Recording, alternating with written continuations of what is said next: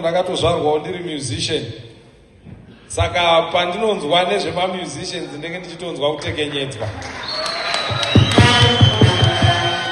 Pandakanga ndiri grade 6 ndairidza bhanjo rainzi banjo zvokutoda kutoita chaizvo chaizvo, asi nguva yedu yatakakura isu zvainzi anoridza gitare anoita rombe. Saka ndakazongoona bhanjo rangu ranga rine 6 twine ndisarioni, kudotsvaga pasi pehozi paikana handina kuriona. Ndakarwadziwa, asi ndakarwadziwa zvokuti kuti ndigadzire rimwe ndakapera simba. 6 months later ndakanzwa baba vangu vachitaura namai vangu, vanga vasingandioni vari mumba, vachiti iwe ndakaripwanya gitare riya riya kuridza kunge Oliver Mutukudzi chaiye. Adokta Rombe mwana uyu murunzwa. Ndo pakaperera musical career yangu. Ndinzwirewo tsitsi.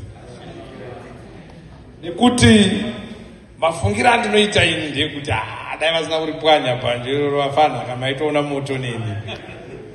Ndakadai ndakatozorova kutosvika kure chaiko. Chachatondibata ende zvazvichitoita. But yanga iri nguva yacho. Tochitenda kuchinja kwazvakaitaka. Aiwa zvakushaina wakomana. Kuita musician totokudzwirai shuga ipapapa. Kutoti muri macelebrity handiti zvanga zvakasiyana nguva yacho. Saka zvinofadza kuona macelebrities ari panzvimbo imwe kubva nyika yese makabatana muchironga chinhu chimwe chete, muchiziva kuti musangano wenyu musangano weZANU-PF, muchiziva kuti leader wenyu ndi Dr. Emmerson Dambudzo Mnangagwa, mobatana kufoma musicians yenyu for economic development.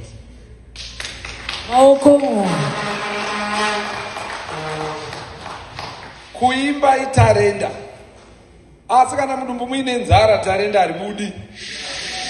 Munofana kuguta mudumbu handiti? Kana maguta tarenda robuda. You can be a footballer, you can be what? You need to be healthy, you need to eat well, you need to be fit. Tauya pachinhu chikuru.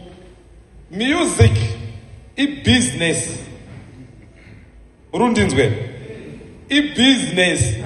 Kune mabusiness anomuka nekuda kwetarenda, kozoya mabusiness ekuti business baba vanongosiya shop iwe usara uchimhanya nayo basa rotofamba. For musicians it's a business. Ndoda kuti mupabate nhasi papa. Zvandiri kureva ndezvekuti kana uine tarenda rawinaro, ita kuti business riwandire ikoko kune tarenda rezvaunogona. Musicians for Economic Development, Manicaland chapter, not only because there are other affiliates and we must follow suit, but because we believe in the leadership of President Dr. Emmerson Dambudzo Mnangagwa.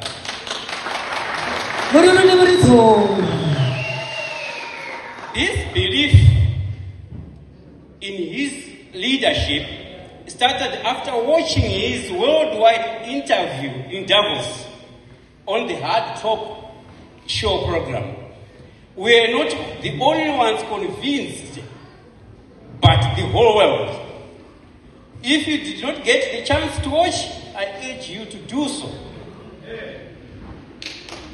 We have been further inspired to use our God-given talents to mobilize for the ruling party and unify the masses of Zimbabwe as we build our nation brick by brick. I want everyone to say brick by brick. Brick by brick. Leaving no stone unturned.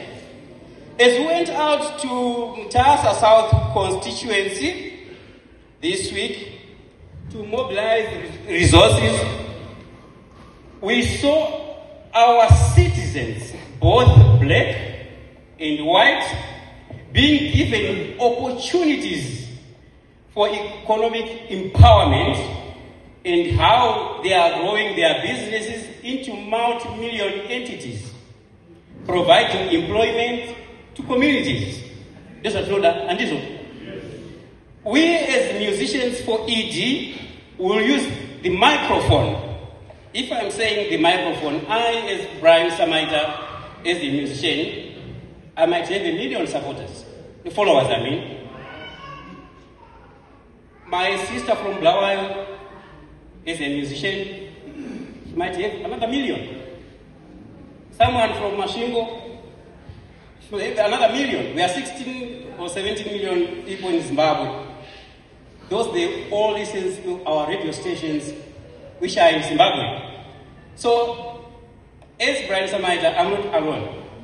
I've got my followers there.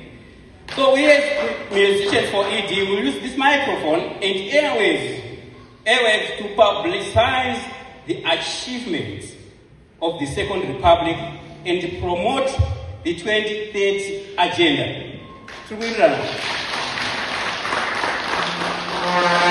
We will turn our passion into businesses and provide not only entertainment, but employment to thousands, if not millions, and contribute to the gross development product of our nation.